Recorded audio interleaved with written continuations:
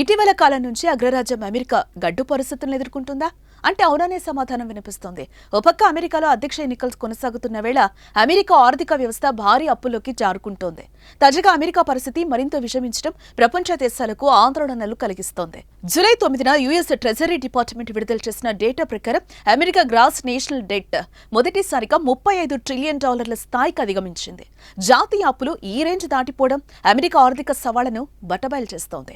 ఈ ఏడాది జనవరిలో యుఎస్ డెట్ $34 ట్రిలియన్ దాటగా 6 నెలల్లోనే అమెరికా అప్పులు రికార్డు స్థాయికి చేరుకున్నాయి. ఇందులో పబ్లిక్, ఇంట్రా గవర్నమెంటల్ హోల్డింగ్స్ అని 2 భాగాలు కలిగి ఉంటాయి.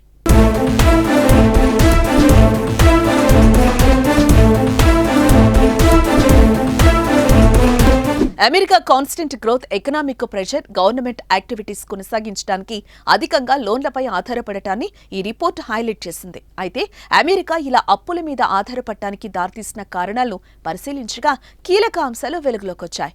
యుఎస్ గవర్నమెంట్ ఎక్స్పెండిచర్ పెరగడం, ట్యాక్స్ డిడక్షన్స్, వివిధ ఆర్థిక సంక్షోభాల ప్రభావాలను తగ్గించడానికి ఉద్దేశించిన ఎకనామిక్ స్టిమ్యులస్ చర్యలతో సహా అనేక అంశాల కారణంగా డెట్ భారీగా పెరిగిందని అమెరికా ట్రెజరీ డిపార్ట్మెంట్ రిపోర్టులో పేర్కొంది. ఈ క్రమంలో ట్రెజరీ ప్రస్తుతం జూలై నుంచి సెప్టెంబర్ వరకు నెట్ బారోయింగ్స్ దాదాపు $740 బిలియన్ ఉండొచ్చని అంచనా వేసింది. అయితే ఇది గతంలో అంచనా కంటే తక్కువ కావటం గమనార్హం.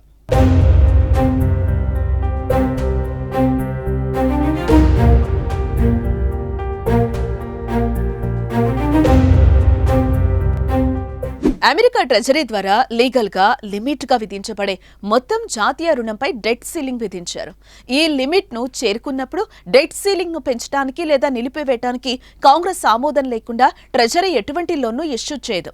ప్రస్తుత ప్రొసెక్షన్ లా ప్రకారం వచ్చే ఏడాది ప్రారంభంలో డెట్ సీలింగ్ తిరిగి ప్రారంభమైన తర్వాత ట్రెజరీ క్యాష్ బ్యాలెన్స్ తగ్గుతుందని స్పష్టం చేస్తుంది. ఇటీవల ఫెడరల్ రిజర్వ్ తన ట్రెజరీ హోల్డింగ్ల రన్ ఆఫ్ ను స్లో డౌన్ చేసే ప్లాన్ ను ప్రకటించింది. ఈ నిర్ణయం ప్రజలకు గవర్నమెంట్ సేల్ చేయాల్సిన లోన్ అవసరాన్ని తగ్గించింది.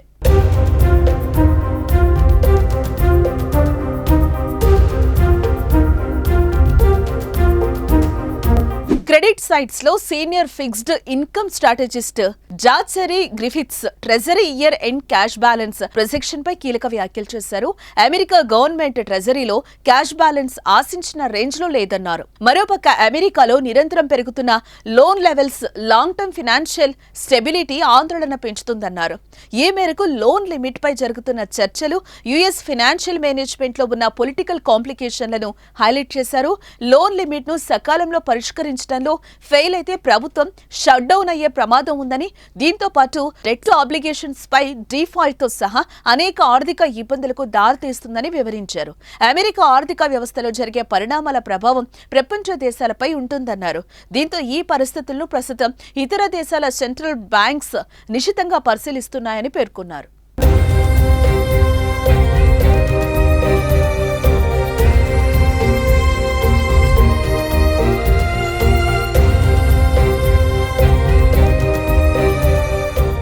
కాగా అమెరికాలో ప్రభుత్వం రుణ పరిమితిని పెంచాలని గతంలో నిర్ణయించింది. ఈ మేరకు యుఎస్ ప్రభుత్వ పాలసీలు, జీతాలు మొదలైన వాటికి సభ అనుమతితో రుణాలు తీసుకోవడం ద్వారా డబ్బు ఖర్చు చేస్తుంది. అయితే అమెరికా అధ్యక్షుడు జో బైడెన్ డెమోక్రాటిక్ పార్టీకి చెందినవాడు కాగా హౌస్ లో ప్రతిపక్ష రిపబ్లికన్ సభ్యుడు సపోర్ట్ లేకపోవడంతో రుణ పరిమితిని పెంచడంలో ప్రతిష్టంభన పెరిగింది. ఖర్చు తగ్గించుకోవడానికి బైడెన్ ప్రభుత్వం కొన్ని షరతులు పాటిస్తేనే రుణ పరిమితి ఆమోదం పొందుతుందని గతంలో రిపబ్లికన్లు మెలికపెట్టారు.